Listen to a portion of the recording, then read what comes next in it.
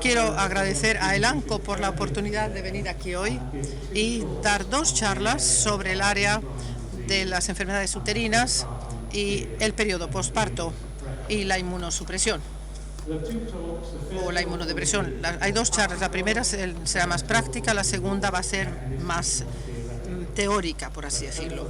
Pero esperemos que encuentren que ambas son interesantes.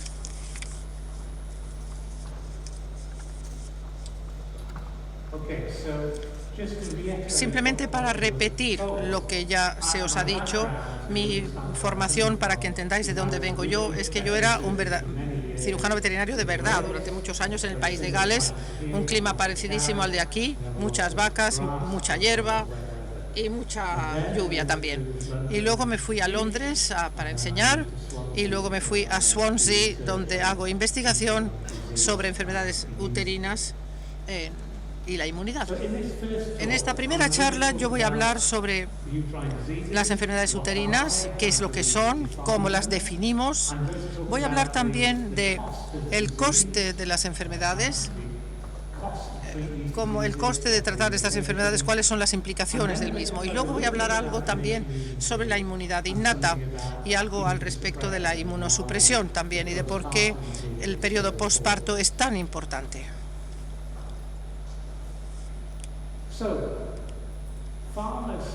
Los granjeros hace 70 años tenían el desafío de alimentar al mundo, y hace 70 años teníamos este animal que era de un color diferente, un tamaño diferente y producía muy poca leche y no tenía ningún estrés. Pero ahora hemos desarrollado este animal que produce mucha más leche y la estimación es que la producción de leche se va a duplicar de nuevo en los próximos 50 años. Pero hay un problema, porque para producir esta cantidad de leche es el equivalente de que ustedes o yo corramos 3 maratones cada día. Por lo tanto, hay un estrés metabólico que se produce aquí.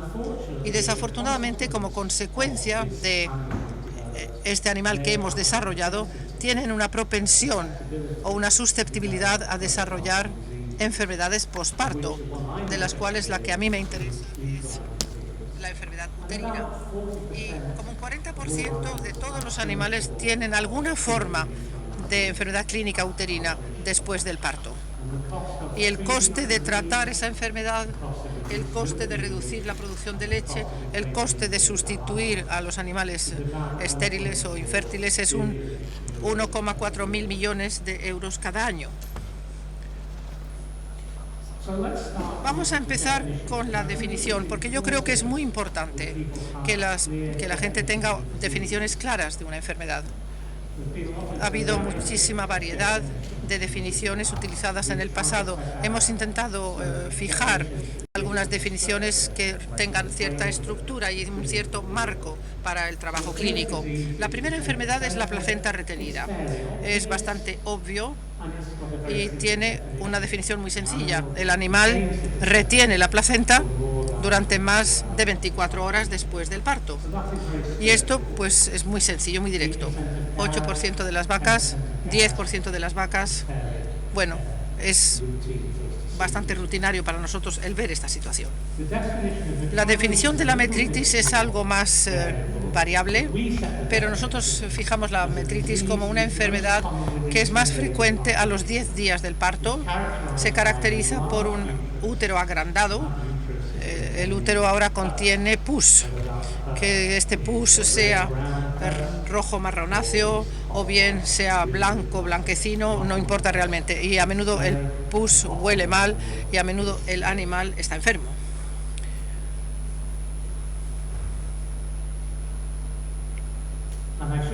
Y debería haber dicho también que como un 20% de los animales tienen alguna forma de metritis. Y esta mañana estaba hablando con algunos de sus colegas y me estaban contando que es lo mismo que pasa aquí en los rebaños más grandes. Alrededor de 1 de cada 5 animales tiene alguna forma de esta enfermedad, de la metritis.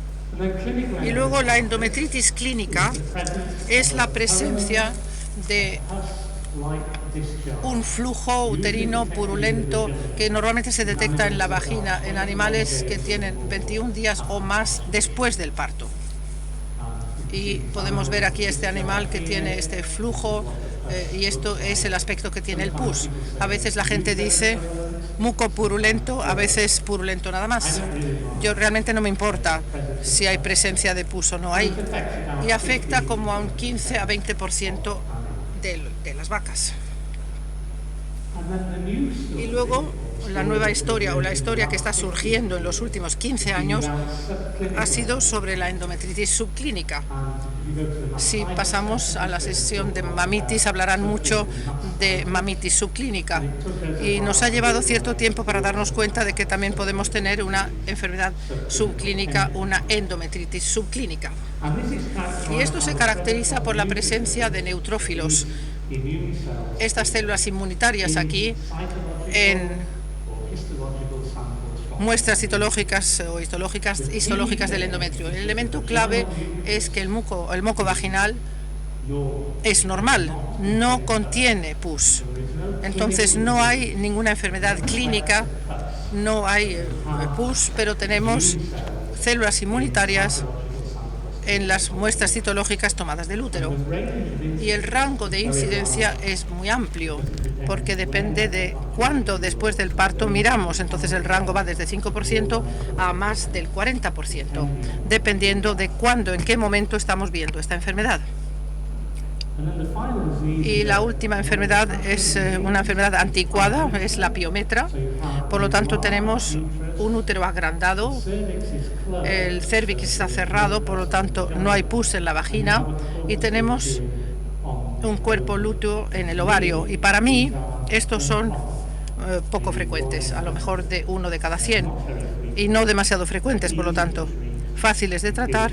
Se da prostaglandinas y se elimina el cuerpo lúteo y el pus sale.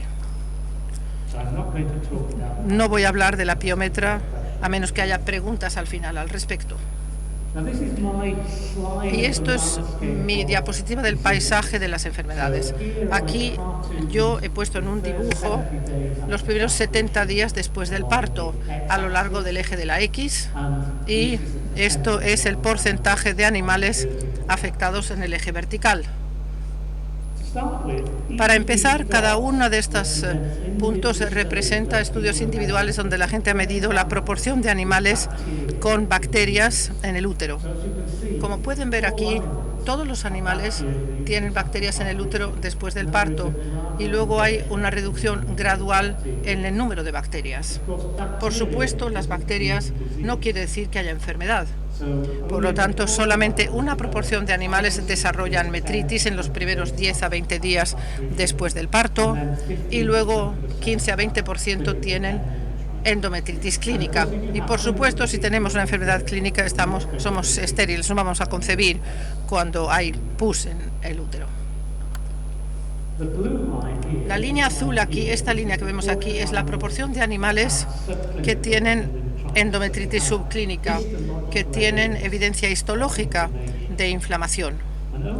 Y solamente los animales que están en el bloque azul son normales, tienen un endometrio normal, tienen fertilidad normal, pero tenemos este gran bloque blanco de animales aquí que tienen endometritis subclínica y probablemente tienen alguna subfertilidad también.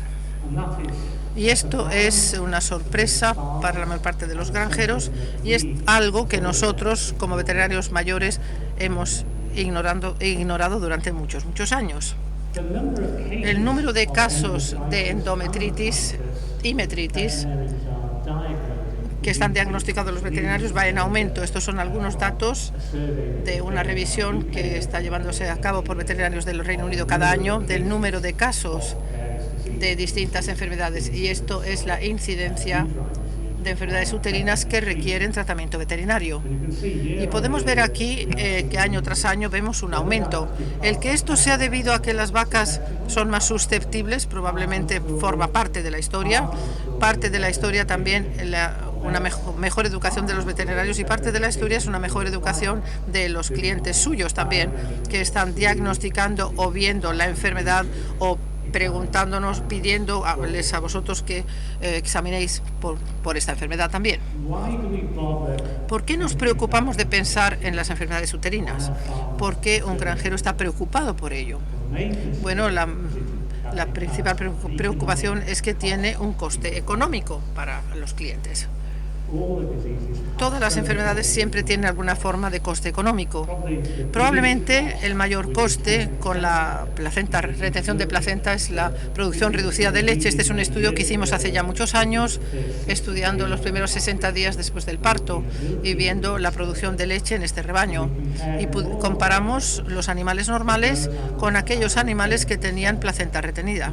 Y podíamos ver que incluso aun cuando esos animales fueron tratados con éxito, esto es del Royal Veterinary College, espero que ahí los tratemos adecuadamente, incluso aun cuando fueron bien tratados o con éxito, su producción de leche era inferior a la de los animales normales y nunca se recuperaban.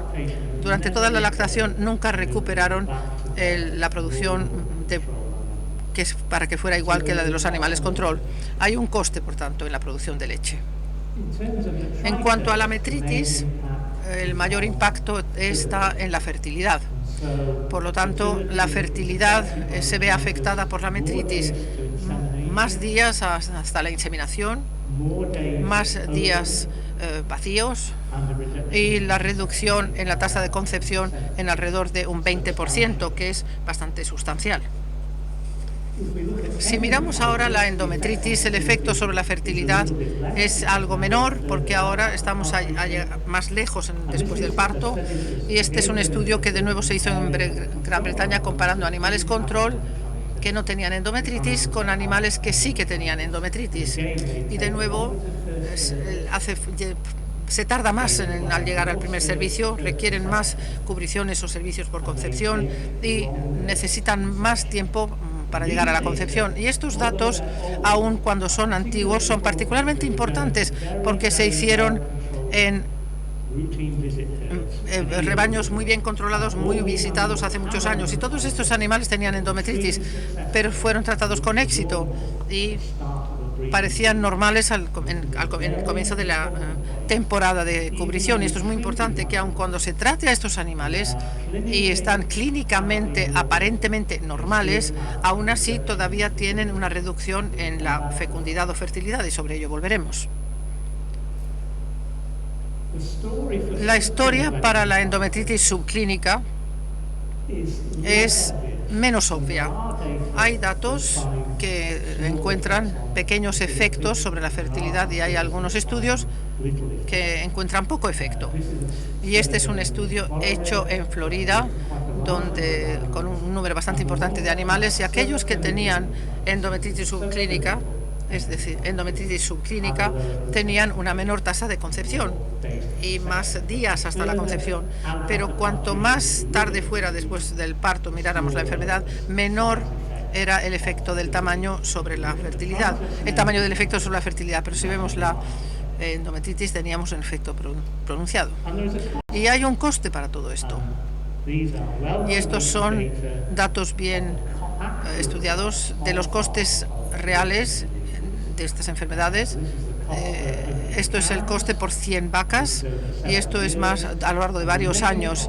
Y el coste principal es la línea azul, la subfertilidad, la infertilidad, y la línea roja, mamitis. Y estos son los dos costes importantes en las granjas lecheras, en las explotaciones lecheras en la mayor parte de los lugares del mundo donde yo voy. La cojera, otra enfermedad, también enfermedad metabólica, pues son menos coste para los granjeros. Entonces, ¿cómo esta enfermedad está relacionada? ¿Cómo está relacionada con la infertilidad o esterilidad? Hay dos relaciones. La relación obvia, que si se tienen bacterias y se tienen pus y hay inflamación en el útero, entonces el endometrio no es normal. Aquí tenemos una muestra típica de biopsia que hemos recogido aquí en Florida. Esto es la histología. Tiene un buen epitelio aquí, columnar, pero en el estroma subyacente tenemos estos agregados aquí de células inmunitarias, muchas células inflamatorias, y esto no es endometrio normal. y se necesita un endometrio normal para la concepción. Así que esto es bastante evidente. Lo que es menos evidente y lo que sigue surgiendo es que si los animales tienen enfermedad uterina, ya sea metritis o endometritis, también hay siempre un efecto sobre el ovario. Estos son datos originales de un descubrimiento entre la enfermedad uterina y la función ovárica.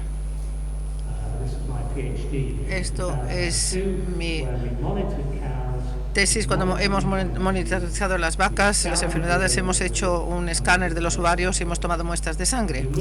Cuando hemos estudiado a lo largo del tiempo el diámetro del folículo dominante, y estos son los animales normales y ovulan aquí, y los animales enfermos tienen un folículo más pequeño, la tasa de crecimiento es más baja y es menos probable que ovulen. Y si medimos el estradiol en sangre está bien y elevado y alto en los animales normales, pero está reducido en los animales con enfermedad uterina. Y hay efectos sobre el folículo, sobre el crecimiento folicular, sobre la producción de hormonas, y más recientemente hemos estudiado también el efecto también sobre la salud de los ovocitos. Tenemos que pensar en nuestra mente cuando tratamos enfermedades uterinas o pensamos en ellas. No solamente es el útero, también es el efecto más amplio sobre el ovario e incluso el ovocito. Ahora quisiera volver para hablar un poco sobre la inmunidad y el periodo de transición, el periodo posparto, porque la inmunidad realmente es muy importante aquí. Si todos estos animales van a estar expuestos a bacterias, necesitan un sistema inmunológico fuerte cuando van a parir. Y esto es una enfermedad causada por múltiples bacterias. La gente habla de vez en cuando, nosotros hemos trabajado sobre virus, también sobre todo tipo de otras cosas también, pero la mayoría de las enfermedades que se ven en el terreno, en el campo, son enfermedades causadas por bacterias y múltiples patógenos también. No solamente es una bacteria, una enfermedad, sino no es una cepa específica de Streptococcus y mastitis, sino que todos estos animales con enfermedad tienen múltiples patógenos en su útero, lo cual es poco frecuente y nos dificulta la vida. Los patógenos más importantes que aíslan a la gente y cultivan del útero son cosas como los gram negativos, como el E. coli, los gram positivos, como la Trupperella pyogenes, normalmente llamado Corynebacterium pyogenes, y luego todo un conjunto de anaerobias, bacterias anaerobias, pero hay muchos otros patógenos potenciales que la gente puede encontrar si buscan suficientemente, pero estas son las que son realmente abundantes y que están fluyendo aquí en el animal. Necesitamos una respuesta inmunitaria ante estas bacterias. Todos los animales tienen el útero contaminado después del parto, por lo tanto todos los animales necesitan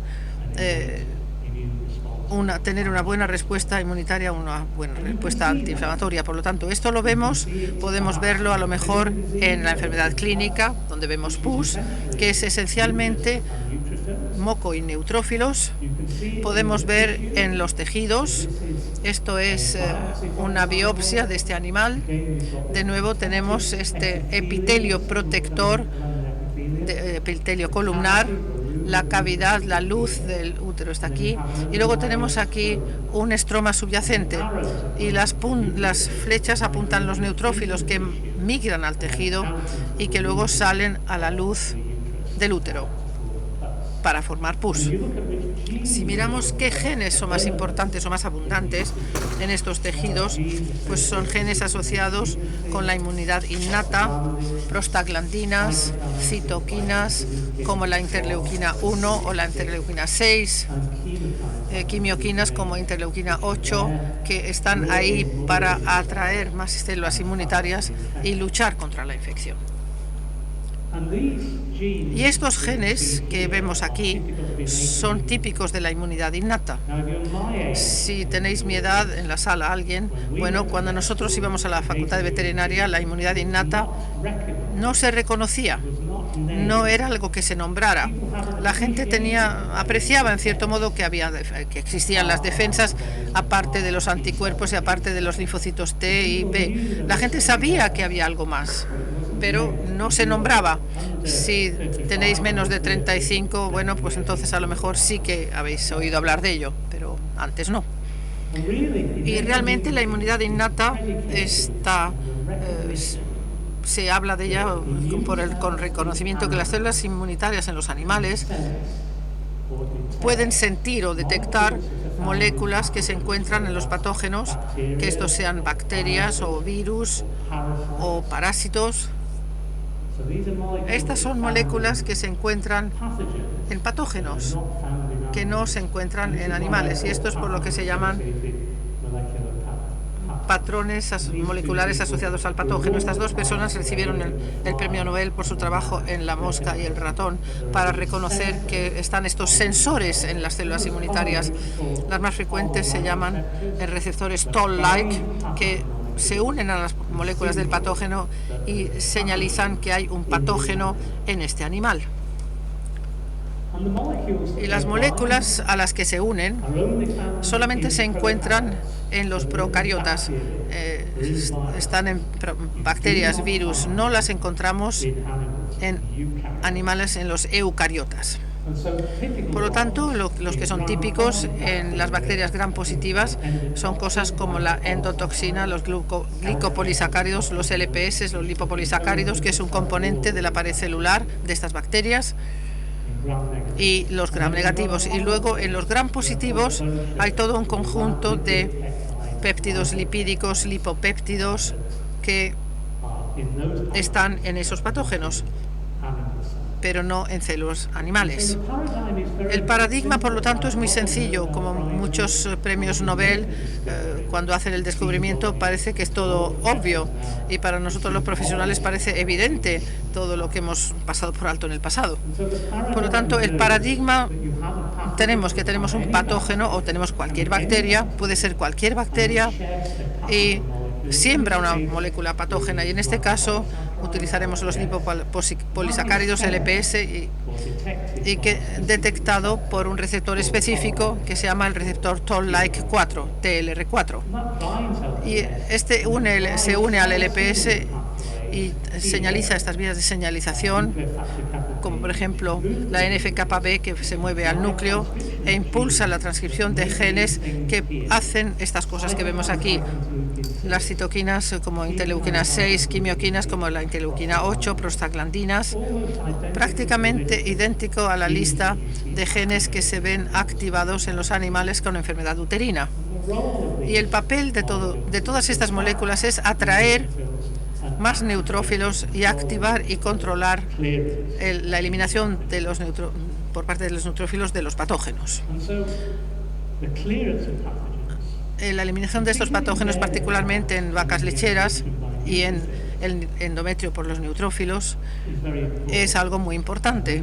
Los neutrófilos son células fantásticas, eran las primeras células inmunitarias que se descubrieron, y su papel es fagocitar o comerse a los patógenos y matarles. Lo que es típico es que notan el patógeno, se lo devoran dentro del neutrófilo, donde luego lo matan.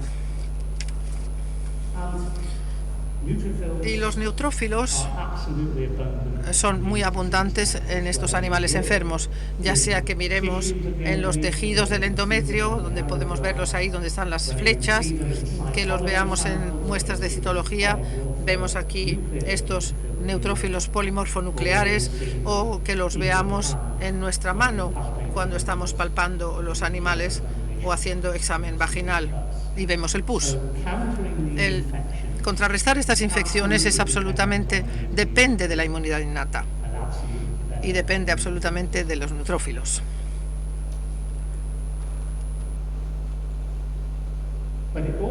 Pero también no solamente es un asunto de tenerlo o no tenerlo, y esto es un sistema muy bien controlado y regulado. La hipótesis es la siguiente, que para eliminar una infección, y esto se aplica a través de las especies y de muchas enfermedades, nuestro objetivo es tener respuesta muy rápida y una respuesta sólida. Aquí he dibujado un dibujo sobre la amplitud de la inflamación en el eje vertical y el número de días postparto en la línea horizontal. Pero esto se puede aplicar a cualquier enfermedad o a la mayoría de ellas. Cuando el patógeno llega, queremos una respuesta rápida e inmediata, y es lo que la inmunidad innata ofrece. Y esta inmunidad lleva tiempo, pero aquí la innata es rápida, la adaptativa lleva más tiempo, y esperemos que una respuesta inflamatoria sólida para quitar a los patógenos y luego reducir la inflamación hasta que se devuelva el tejido o al paciente a un estado sano, homeostático y estable. Desafortunadamente, lo que parece que ocurre en muchos animales posparto es que puede haber un retraso en la respuesta y que la amplitud de la respuesta es insuficiente para regular esa infección y eliminar esa infección y devolver el tejido a la situación normal. Y por ello acabamos con una situación de inflamación crónica. Y esto es uno de nuestros retos, creo yo, para la vaca en el posparto. La pregunta, por lo tanto, ¿qué es lo que va mal? ¿Qué es lo que ocurre en el ganado lechero? Bueno, estamos luchando ante varios retos, varias provocaciones y problemas en un animal parturiento o posparto. En primer lugar y ante todo, tenemos efectos sobre la preñez. Tenemos 9 meses de un estado endocrino donde tenemos la persistencia de progesterona, no tenemos actividad cíclica en cuanto al estro, tenemos muy altos niveles de estradiol y de estrógenos, e incluso en el momento del parto tenemos cosas como el cortisol y el hidrocortisol. Tenemos un entorno esteroide muy poco frecuente que no lleva a la función de los neutrófilos, y todos lo sabemos eso. Vemos cambios en la preñez que están asociados con un rango de distintas enfermedades. Por lo tanto, en el animal en transición, cuando empieza a pasar por el parto, entonces tenemos el parto y luego el inmediato post-op, pues va a parecer que hay alguna supresión de la función de neutrófilos y una variedad de factores que contribuyen a ello. Y muchas personas han estudiado este campo durante los últimos 20 o 30 años y han identificado numerosos factores que ellos piensan causa la inmunosupresión.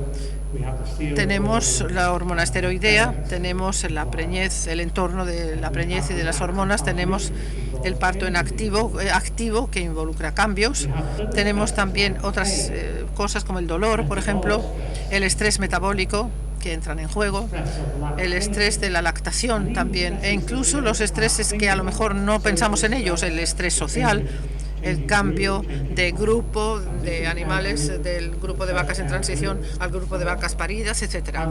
Y cosas como, por ejemplo, la retención de la placenta y la distocia. Todo esto está asociado con cambios en los neutrófilos, en la función de los neutrófilos. A veces es difícil saber distinguir qué vino primero. Era un cambio en la función de neutrófilos y luego la enfermedad, o la enfermedad y luego cambio en función de neutrófilos. Las dos cosas están altamente asociadas, pero a menudo es difícil elaborar o dilucidar cuál viene primero. Aquí tenemos algunos datos que sugieren que hay un cambio en la función de neutrófilos antes de ver la enfermedad uterina. Estos datos están estudiando el número de días en el eje de la X en relación con el parto, es el momento cero, antes del parto y después del parto, y esto es una medida de la función de neutrófilos, porque importa realmente, no importa el detalle técnico, pero es una medida de la función de neutrófilos. Y estos son los animales normales aquí, la función de neutrófilos, y estos son cambios o reducción en la función de neutrófilos. En animales que posteriormente desarrollan placenta retenida aquí, e incluso antes del parto se podía ver un cambio en la función de neutrófilos. Inmunosupresión que se llevaba ya desde la preñez. Y luego el enorme reto que se ha relacionado frecuentemente con la supresión de la función de neutrófilos es el cambio en el metabolismo. No solamente es que después del parto tenemos una enorme demanda de metabolismo, sino que tenemos un cambio enorme en el metabolismo también. Después del parto pasamos de estar echado uno en la cama, si uno es humano, a correr 3 maratones al día 4 semanas más tarde. Se trata de un cambio enorme para el metabolismo. Y como saben, hay este equilibrio energético negativo, la incapacidad de ofrecer suficiente alimento para cumplir con la demanda de la lactación, de producir leche. Y esto es normal.